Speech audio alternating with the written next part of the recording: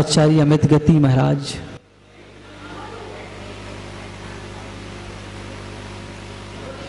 सामायिक पाठ में कहते हैं, सत्वेषु मैत्रीम गुणेषु प्रमोदम, क्लिष्टेषु सत्वेषु मैत्रीम गुणेषु प्रमोदम, क्लिष्टेषु जीवेषु कृपा परत्वम, माध्यस्थ भावम विपरीत वृत्तो, सदा ममात्मा विद्धातु देव। एक धर्मात्मा के अंदर वह भावनाएं करते हुए कहा हुआ है कि सत्वेषु मैत्रीम, वह उसके अंदर मित्रता का भाव होता है। और मित्रता का अर्थ क्या होता है? मित्रता का अर्थ ये नहीं होता है कि सामने मिल गए तो हेलो हाय हो गया, हाउ डू डू हो गया, हाउ आर यू हो गया, इतने का नाम मित्रता नहीं हुआ करती है। मित्रता का अर्थ होता है कि जहां एक दूसरे के प्रति सद्भावना हो, इसका नाम मित्रता होता है। अगर हमारी सद्भावनाएं हैं तब तो मित्रता है, और अगर हमारे अंदर वह सद्भावना नहीं है, चाहे वह कोई भी हो, उन्होंने कहा है कि सत्वेषु मैत्रीम, सत्व कहते हैं प्राणी को, प्राणी मात्र के प्रति हमारी एक सद्भावना हो, इसको मित्रता का भाव कहते हैं। सत्वेषु मैत्रीम के अंतर्गत इस दुनिया में मित्रता एक की ही प्रसिद्ध हो पाई है। किसकी प्रसिद्ध है? श्री कृष्ण और सुदामा की। बस उनकी ही मित्रता प्रसिद्ध हो पाई है, बाकी तो सब आगम में लिखी हुई है। तो उनकी क्या मित्रता थी कि दोनों बचपन के मित्र थे, लेकिन एक दूसरे के साथ ऐसे रहा करते थे कि जब एक को दूसरे की स्थिति मालूम चली तो उन्होंने उनके लिए अपने सादृश्य बना लिया। यही मित्रता सार्थक हुआ करती है कि जहां एक दूसरे को अपने सादृश्य बनाने की भावनाएं प्रकट हो जाएं, हमारे अंदर ये गुण प्रकट हो जाएं, तो ये मित्रता है।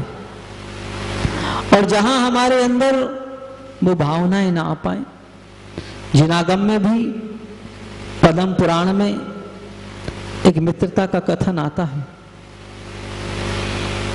कि दो मित्र, एक राजकुमार था और एक बिल्कुल सुदामा के जैसा था। दोनों ही बचपन से एक साथ पढ़ते थे। जब राजकुमार ने देखा कि यह बहुत गरीब है और हमारा बचपन का मित्र है, तो हमारा इसके प्रति क्या कर्तव्य होता है, तो उसने अपने कर्तव्य के अनुसार उसको भी कुछ राज्य देकर के और राजा बना लिया। वह भी उसी के सादृश्य राजा हो गया। ऐसी मित्रता। और देखिए, उनकी मित्रता भव भवांतर तक चलती है। जब हमारा किसी के प्रति सद्भाव होता है तो वो ही भव भवांतर तक चलता है, और जब दुर्भाव होता है तो वह भी भव भवांतर तक चलता है। वो दोनों, जो राजकुमार था वह समाधि मन करके स्वर्ग चला गया, और वहां से लौट करके आया तो राजा मधु का जीव हुआ और मथुरा का राजा बना। और जो उसका दूसरा मित्र गरीब था, वह भी अन्य गतियों में घूमते हुए और एक समय जाकर के धर्मेंद्र हुआ।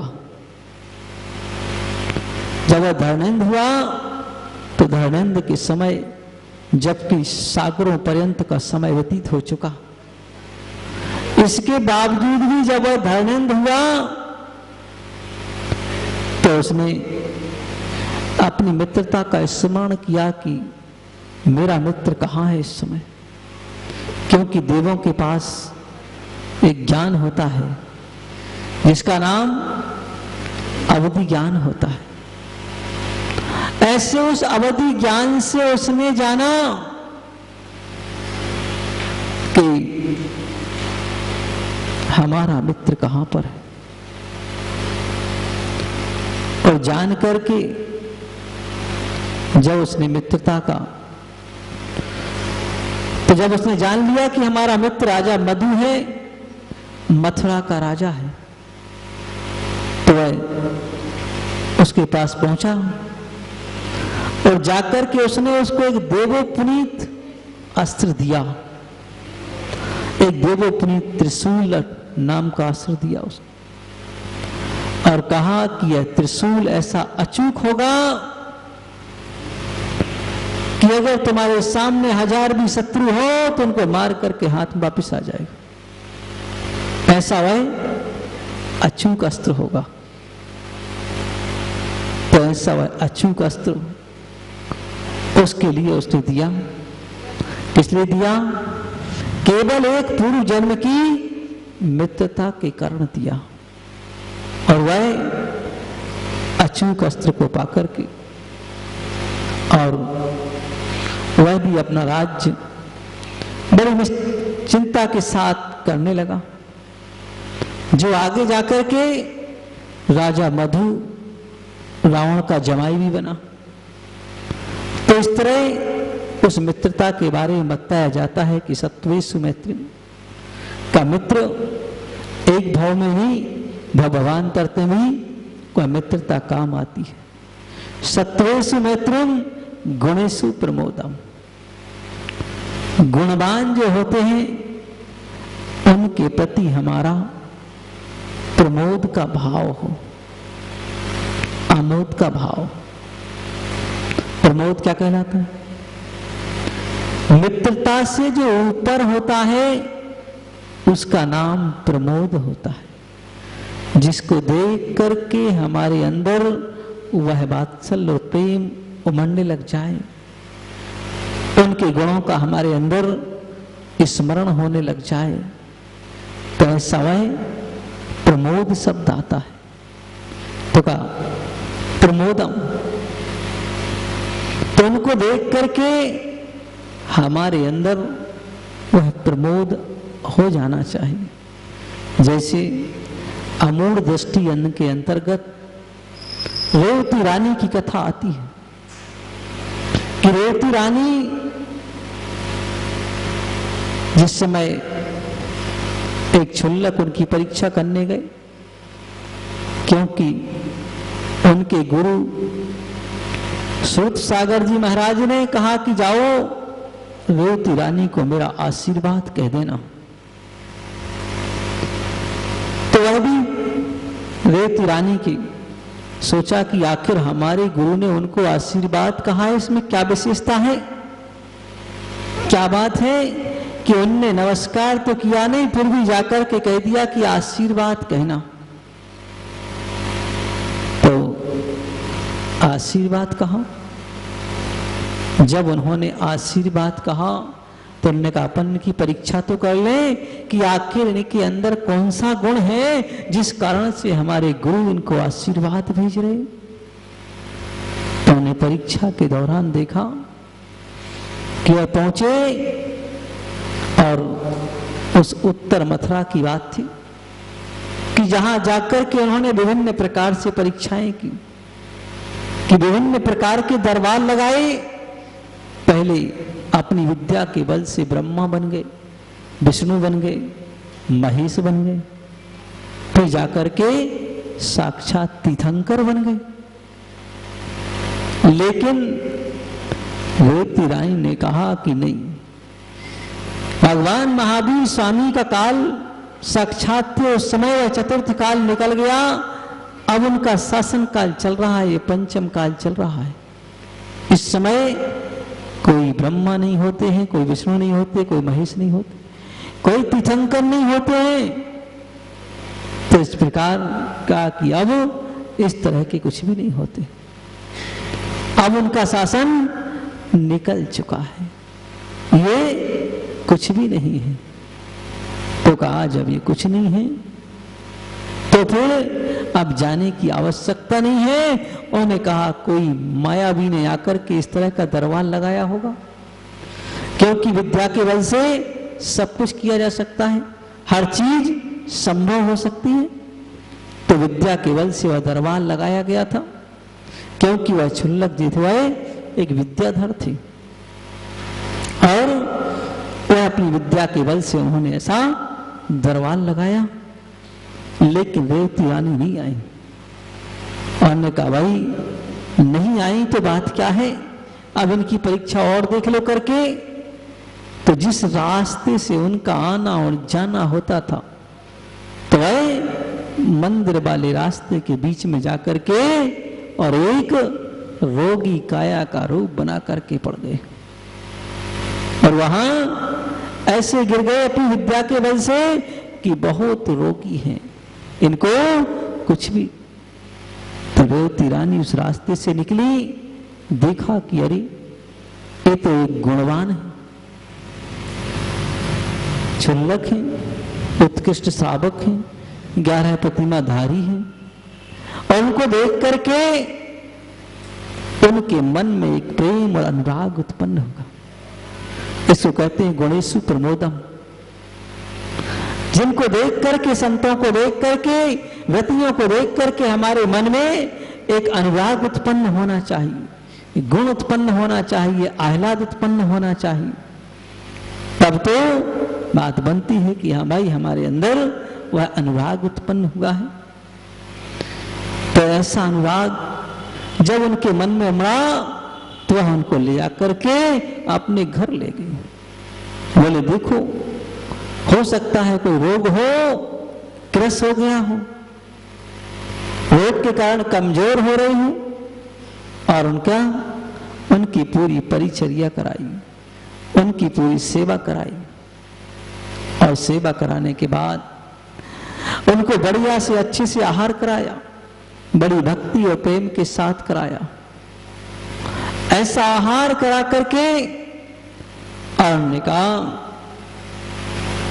तो जब क्षुल्लक तो परीक्षा करने आए थे कि वास्तव में क्या है, इनके अंदर धर्म है या नहीं है, उनकी वह परीक्षा को देख करके और उन्होंने ली और जो कुछ भी खाया था उस सबको बमन कर दिया, बमिट कर दिया, सब बाहर निकाल दिया।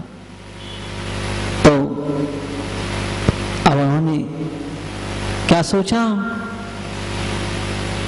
कि देखो हमारे अंदर हमने कैसा इनको आहार दे दिया कि जो इनकी प्रकृति के विरुद्ध हो गया, अपना ही वह दोष ग्रहण करने लगे कि मैंने ऐसा आहार दे दिया कि जो प्रकृति के विरुद्ध हो गया और उनको नहीं पच पाया, बाहर आ गया और उनकी सारी वमिट को साफ कर दिया, क्लीन कर दिया। ऐसी वह वमिट को साफ करते हुए उन्होंने अपने आप को ऐसा सोचा, तो वह क्षुल्लक जी अपने असली भेष में आ गए और उन्होंने कहा कि हम तो आपकी केवल परीक्षा करने आए थे। कि वास्तव में बोले किस बात की परीक्षा? बोले हमारे गुरु ने आपको आशीर्वाद भेजा था, तो मैंने कहा आखिर आपकी परीक्षा तो कर लूं कि आखिर बिना कारण के आशीर्वाद भेजा है, बिना नमोस्तु के, तो इसमें कारण क्या है? तो उन्होंने कहा जो धर्मात्मा होते हैं उनके लिए साधु स्वामी ही कह देते हैं कि जाओ आशीर्वाद कह देना। तो इस तरह का वह आशीर्वाद उन्होंने कहा, तो उन्होंने कहा हमारे गुरु ने आपको आशीर्वाद भेजा था, इसलिए हम तो आपको वो आशीर्वाद देने आए थे, और आशीर्वाद के साथ साथ आपकी परीक्षा भी कर लें। हमने कहा कि वास्तव में आपके अंदर वह धर्म है या नहीं है, उस धर्म की परीक्षा करने भी आए थे। तो इस तरह वह परीक्षा भी कर ली, और परीक्षा करके आशीर्वाद दे करके वापस चले गए। तो इसको कहते हैं गुणेषु प्रमोदम, कि गुणवानों में एक दूसरे के अंदर प्रमोद भाव होता है। और का क्लिष्टेषु जीवेषु कृपा परत्वम, का कष्ट में पड़े हुए जो प्राणी हैं उनके प्रति हमेशा वह करुणा भाव होता है। क्लिष्टेषु जीवेषु कृपा परत्वम, कष्ट में पड़े हुए, तो जब कोई व्यक्ति कष्ट में हो तो हम उसके लिए अनुराग दयावश, कि भैया कष्ट में पड़ा हुआ प्राणी है, सहधर्मी हो तो बात अलग ही है, और अगर दूसरा कोई हो तो कहा वह कष्ट में पड़े हुए ऐसे प्राणियों के लिए हम क्या करते हैं, कृपा का भाव, करुणा का भाव, विचार करते हैं कि इस संसार में कैसे कैसे कर्मों का योग है, कि इन कर्मों के योग के कारण इस तरह से इनकी ये दशा हो गई। संसारी प्राणियों को देख करके